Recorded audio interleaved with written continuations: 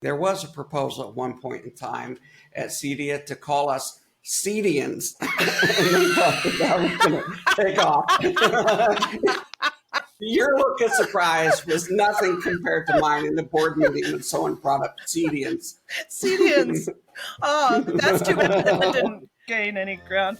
I demand to know who wrote this script. CEDIA Expo is coming, and CEDIA is working hard to get technology integrator as a recognized occupation. Value Electronics TV shootout has two kings, and after 7 years of development, Trinov Audio's waveforming room optimization is public.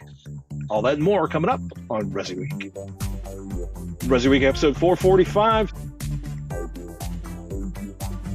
Welcome to Resi Week for August 19th, 2024. My name is Patrick Norton. I'm in for Matt Scott, and we have a fun group for you today. Dave Pedigo, the COO of Trinov Audio. Dave, welcome to the show. Thank you for having me. Katie McGregor-Bennett, CEO of K&B Communications. Katie, are you excited to be here today? I can't even stand still. I am that excited. And Seth Johnson, Software Development Manager at Blackwire. Seth, how are you holding up? Doing great. I'm glad to be here. I feel like if you're developing software, you're probably glad to be anywhere other than staring at a monitor, furiously trying to figure out what just happened when the code ran that time. What went wrong? Right. Why is the server down again? What happened? What is going on here? One of the classic debates in AV, whether you're talking about commercial or residential, is where our employees come from, how are they trained, what are the standards, who support them. CEDIA, of course, has been a strong proponent of people in the basically elevating the community, elevating the standards, and they're now working to establish the Technical Integrator Occupational Code within the Standard Occupational Classification, or SOC system, which is a lot of sibilance for one sentence for me as far as I'm concerned. The U.S. government announced, and this is up on ResTechToday.com if you wanted to look at the larger article, but one of the things they talked about is the U.S. government announcing a review of the 2018 SOC for potential revision in 2028, because apparently jobs don't change that quickly, and once a decade review is enough. I see a whole lot of faces if you're watching on video. If you're not, the faces here, I think consternated might be a general functional thought. Dave, Seth, Katie, how do you feel about technology integrator actually being recognized as a job instead of maybe the more generic technician? Surprise, surprise. I'm going to jump in first, but only because I spent 14 years at CEDIA and spent a lot of time with Darren Riemann, who is their, I believe, Senior Director of Legislative Affairs, is his official title. I think probably the most powerful person in the industry that nobody knows of. CEDIA has been working for a very, very, very long time in regards to just legislation in general. And so one of the things that they always kind of go back to when they have to fight bills is the SOC code. But the other part of it is, and I'm a little detached from the association now, but they brought in Daryl Friedman. He's the CEO of the association. He was a lobbyist before then. So no surprise to see him having connections in the government and working this way. The beauty of it, I think, if everything goes as to plan, would be increased access in education at the younger levels to be able to get that pipeline of students coming up. It's been a long, very difficult slog, because you think of it's not just every state, but it's also local municipalities as well. And so starting at the federal level, getting recognized as an occupation code is really a good thing. Will it affect the day-to-day operations of the CEDIA dealers anytime soon? No, probably not. However, I think it's an important mission, and ultimately might be able to make it easier to have what CEDIA has been trying for many, many, many years, which is to develop a well-qualified workforce. I don't think anybody's going to develop the idea of developing a more qualified workforce. Katie, Seth, do you have anything to add on this? I from a communicator's perspective, and everything that Dave said is absolutely spot on. I think from my area of expertise as a communicator, I think what this does is it will help us create a more level playing field of understanding what the job is that encompasses what the industry does.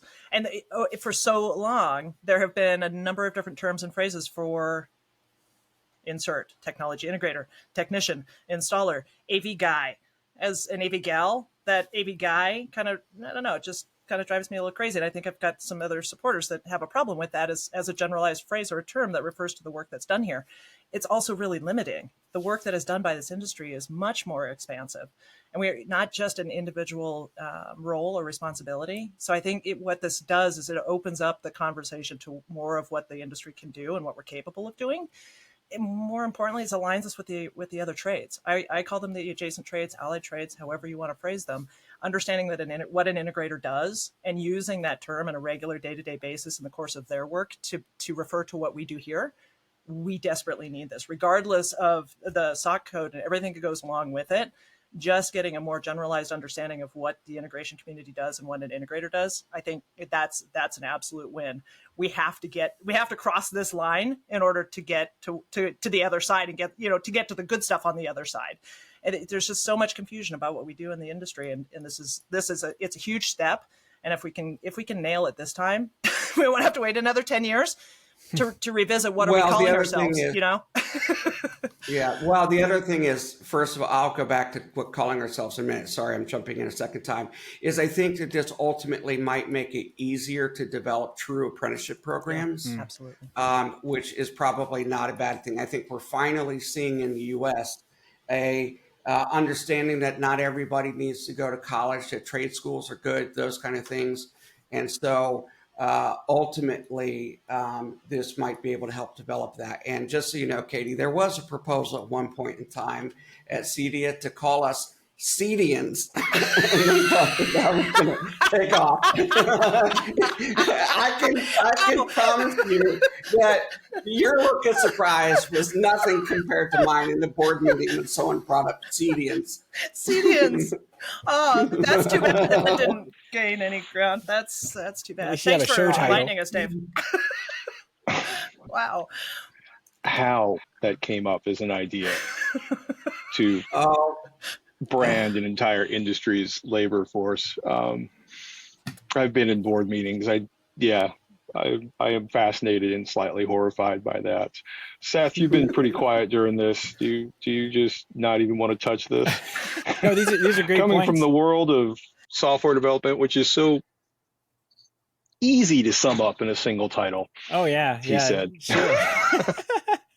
It all great points here, and it kind of I do have a longer background as an integrator than I do as a software developer or anything like that. But I mean, it's technology integrator would be a nice label to slap on the jack of all trades that we are when we're going in and dealing with literally anything and everything, but between lighting control, water, plumbing, like you name it. There's not a trade that exists on the job site that an integrator doesn't converse with or talk to or have to work with at some point to get their job done. And so it would be nice to see all this, as well as the education parts where we're getting more people coming into the industry as a legitimate trade rather than, I've got a TV mount and a TV to hang, and that's where I'm starting my career here.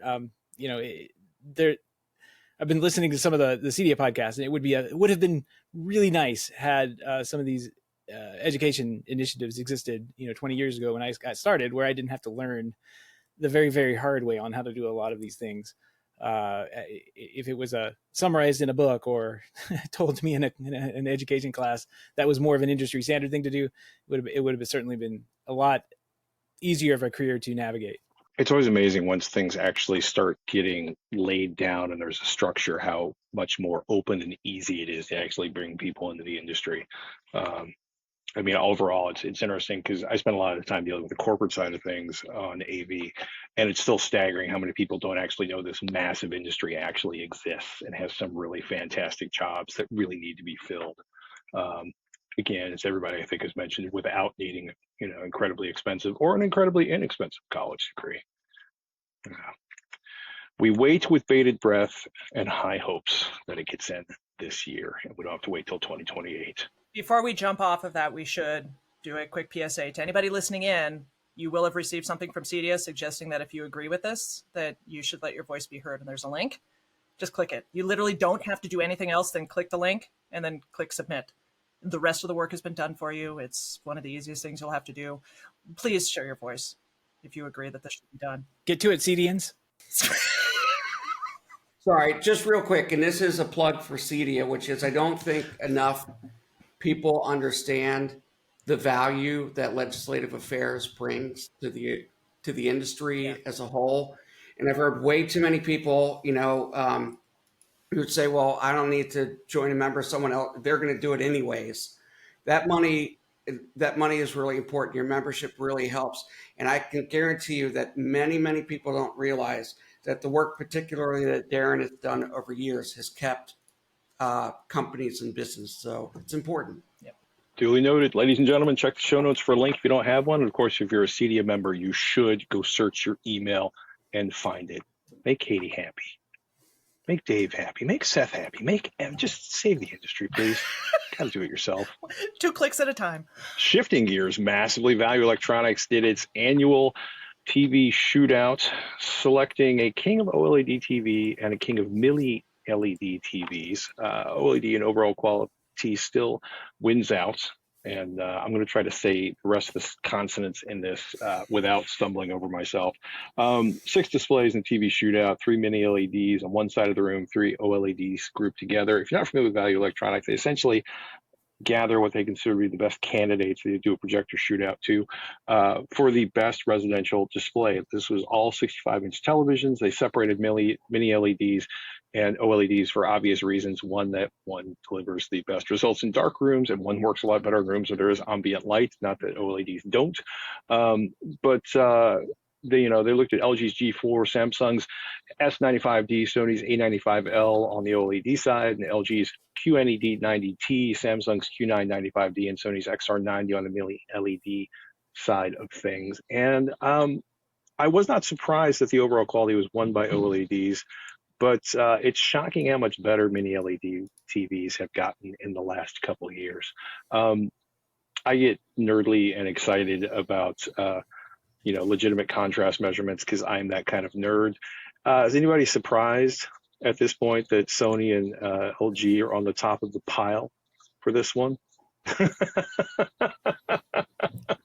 What is nice is that they all sound like they're pretty good TVs. Like, you got so many good options these days, I think. Yeah, I would say a little, just a wee bit. And just that it's nice to see Sony creeping back up because for a long time you saw Samsung and LG really kind of being the leaders. So it's nice to see Sony creep back up. And I should correct myself. Actually, Sony was on the top of the pile for both OLED and mini LED TVs, but they beat Samsung by the tiniest of margins on the overall scoring. Actually, they beat Samsung on the tiniest of margins on the OLED side too, and LG trailed considerably in both categories, which I was kind of surprised with OLED TVs, although Sony's processing is pretty fantastic. Do you guys, and this is probably not the best group to ask this question, do you guys see, monitor upgrades or updates in the residential market pretty steady at this point? Is it advancing, or are people just waiting to figure out how to con their spouse into getting a larger TV whenever they can make that particular demand? I've talked too much, so I'll let one of you guys answer. Katie worked hard to make that non-gender oriented, by the way. I know that was really, really well navigated, and I so wanted to jump in and say, but we're almost getting to that time of year where it's spouse counting time to speak. It's almost TV buying season. Honey, I don't know what, but the picture's diminished. We're going to need a new one, and we should have this Sony. The cat pulled it down off the shelf. Yeah, well, that's what happened at Dave's house. If you look over his shoulder, obviously, the cat pulled his TV off. Yeah. Actually, I have now switched. I am actually using my 65-inch TV as my computer monitor in my office. So that was where I had my regular monitors, but I was like, the hell with it. Why don't I just just see something in all its glory, and it works great. Have you found yourself with the tennis match effect while working with that monitor? No, I sit kind of far back. If I wasn't on a podcast, I'd slide my desk back, and yeah, no, it's fine. Copy that. But just going back to the question, I just think it's a natural cycle. The TVs these days don't last as long as the other ones do. I'm not as what would I say? Skeptical about planned obsolescence, those kind of things. But I do think that in general, they don't last as long, and so yeah. And Katie's right that people. Now that they've got, what is it, 80-inch or 85-inch OLEDs, those kind of things, that it's, bigger is better for many people. As somebody who's had a projector in his house with a 100 or 110-inch screen for a very long time, I will say I was the motivator on that one, Katie, but when my wife saw her favorite BBC coverage of Pride and Prejudice and was able to actually make out the patterns in the walls on the Blu-ray, she suddenly became very enthusiastic about the whole projector lifestyle. That and the fact that the screen disappeared and the children would forget we had a television because the screen disappeared when we stopped watching a movie. But it has been interesting to watch the quality and the price. The quality go up and the price go down on the really massive ones. We should probably also mention CEDIA's coming up. And we're going to talk about, Dave, one of the things you guys are working on that's coming out are going to be made famous at CEDIA. The other thing is the whole CEO Pro did a whole article talking about the lifestyle TVs, the TVs that turn into art. If I were feeling sassy, I might say the CDs, the televisions that run 24 hours a day, thus guaranteeing that they have the minimal lifespan because they're running 24/7 if you don't set them to auto program them to shut down in the evenings. Monitor lifespan and turning monitors off is a hobby horse of mine. You guys don't know that because you guys don't know me that well, but I'll just walk away from that. Are any of you running one of these televisions at home or running anything that you kind of use as art or style in the background? Or is this just something that's more aspirational and not your thing? I mean, I like the idea. I don't think it would work. It might work in my house, like for to have it disappearing and moving away. We use our TV in the morning kind of as like a countdown clock to get out the door to school. But it has like the calendars and things on it as well. So we can kind of like look up there and see what the day is like. And I think it's useful for that kind of signage. I don't know. I kind of wonder what we would do if we had this style of TV in our house as well. It could fit in, but I don't know. Typically to get that, you sacrifice on the performance, right? So yeah, I'd rather have that if I'm going to pay a lot for a TV than at least in my book, than having it look good.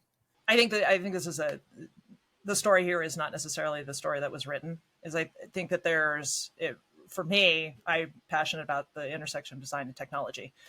What the frame TV has done for us in the industry, it's awakened adjacent trades to understanding that a TV does have a place in a design for an application, whether that's residential or commercial.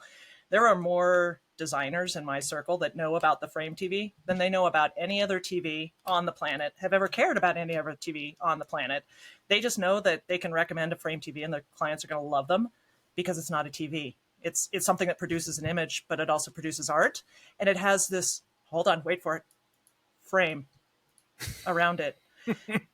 Now, I think Seth's perfectly timed snicker.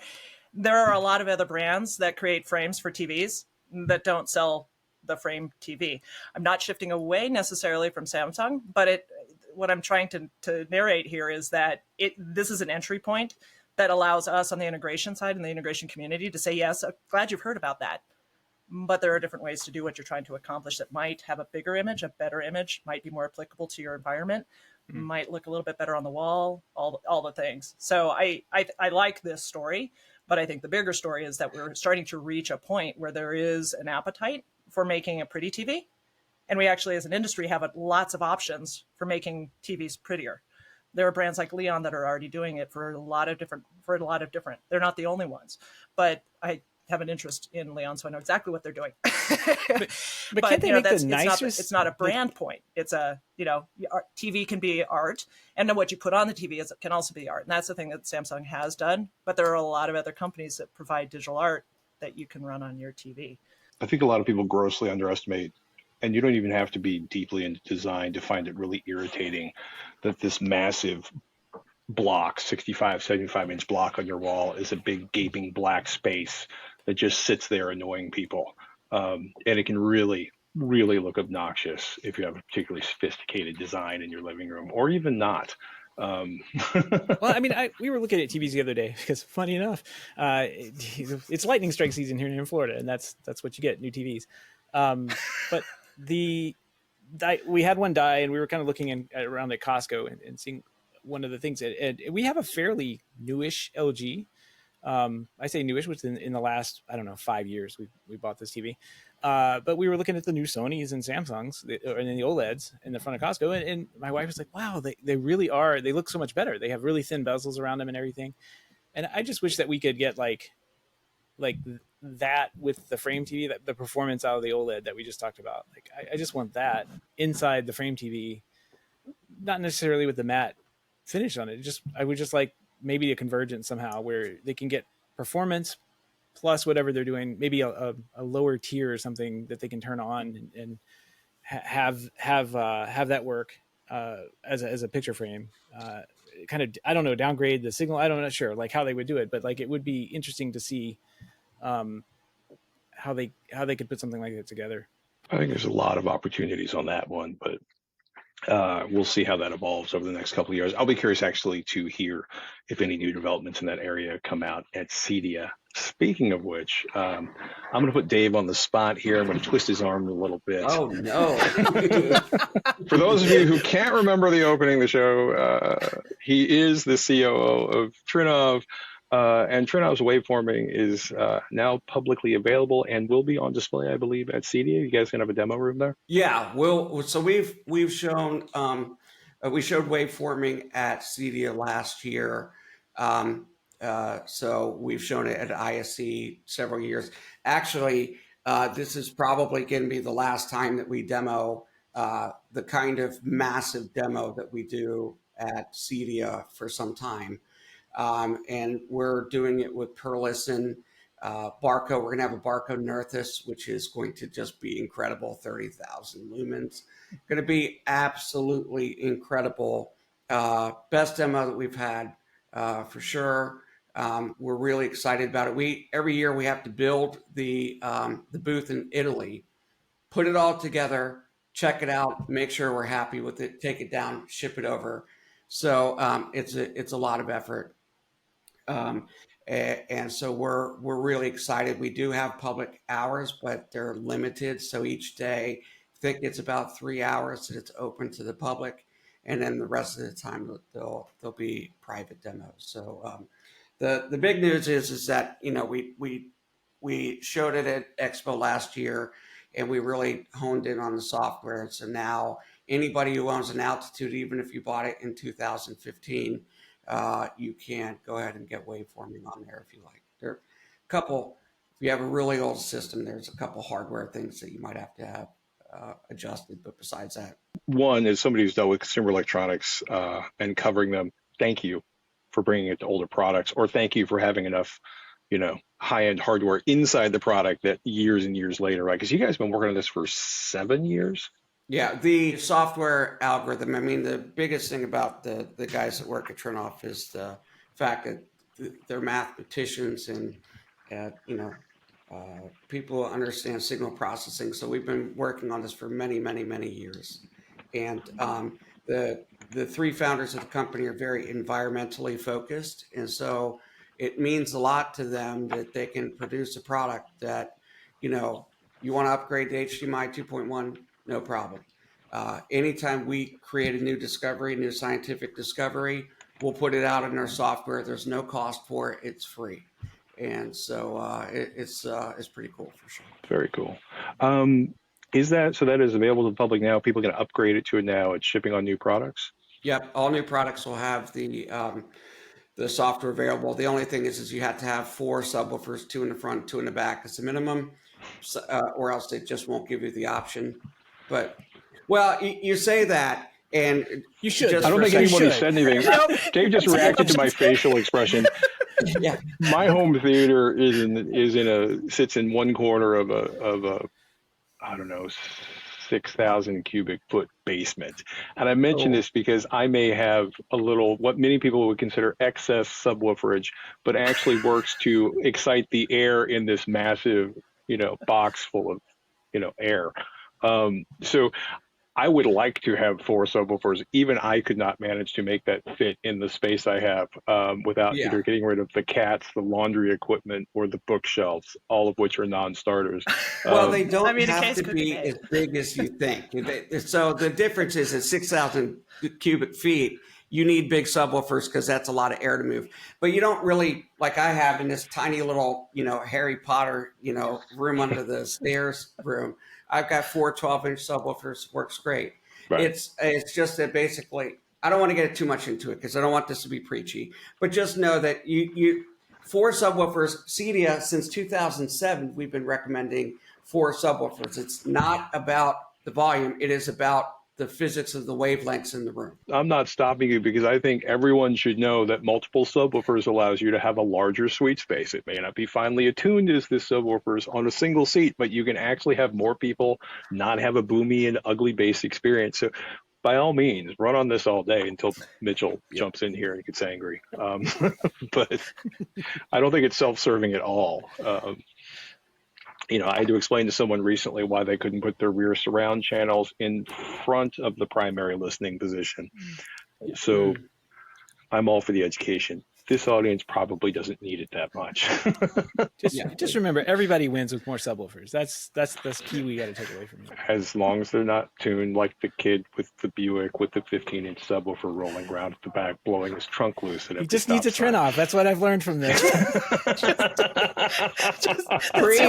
the only thing missing from that scenario. If you just had a trim knob up in that car, it'd be no problem. Wouldn't rattle the license plate frame, which drives me crazy. This seems like a natural point to ask everyone where they can be found at CEDIA. Dave? Well, at CEDIA, you can find me at booth 2938. The nice thing is we're right next to the CEDIA booth. So if you don't want to look for numbers, you can find the CEDIA booth. We're right next to it. There you go. Katie? At CEDIA Expo, because those little details matter. Got to say CEDIA Expo. That's the show. CEDIA is the organization. And particularly when you're talking about where's Dave going to be at CEDIA. Dave's not going to be at CEDIA. Dave's going to be at CEDIA Expo. Dave, come on. Dave just threw his pen at me. Abuse. So at CEDIA Expo, I'm going to be all over the place. KMB Comms has 13 accounts on the show floor and 15 accounts there. So it's already, I'm losing hair by the minute, but I'm going to be all over the place. Let's get there on Monday, leave on Saturday. So I'll see all of you guys around the show floor at the events. Day of Discovery is a big thing on Thursday. I'll be a big part of that. CEDIA Awards on Friday night. The short list went out today. So if you guys have not checked your email, all of the finalists were announced today for the Americas. So that's where I'll be on Friday night, and then Saturday cruising the floor and catching up with everybody before they all swing out, hit the road. Seth, will you be at CEDIA Expo? And if you are, how can people find you? I'll be at CEDIA Expo at booth 2938 asking Dave for a demo. Our booth is 3537. Where Blackwire will be showing off our blacklight LED design tool, network provisioning service that we have out now to basically allows our customers to pre-configure. We do all the pre-configuring and updating and all that stuff of Ruckus and Netgear networks for them, so you can get those turnkey. We also have the turnkey AV over IP systems. Got product demonstrations. We got some training sessions as well lined up. So lots going on at Blackwire 3537. There you have it. Ladies and gentlemen, I am Patrick Norton in for Matt Scott this week. He'll be back next week. If you haven't subscribed to Resi Week, do me a favor, search for it on your favorite podcatcher. And a big thanks go out to Dave, Katie, and Seth for joining me on the podcast today. Appreciate your patience. And hopefully I will figure out a way to sneak to CEDIA and see all of what y'all are doing there. Thanks, everybody. The network for the AV industry. What are you listening to? This is AV. This is AVNation. This is AVNation.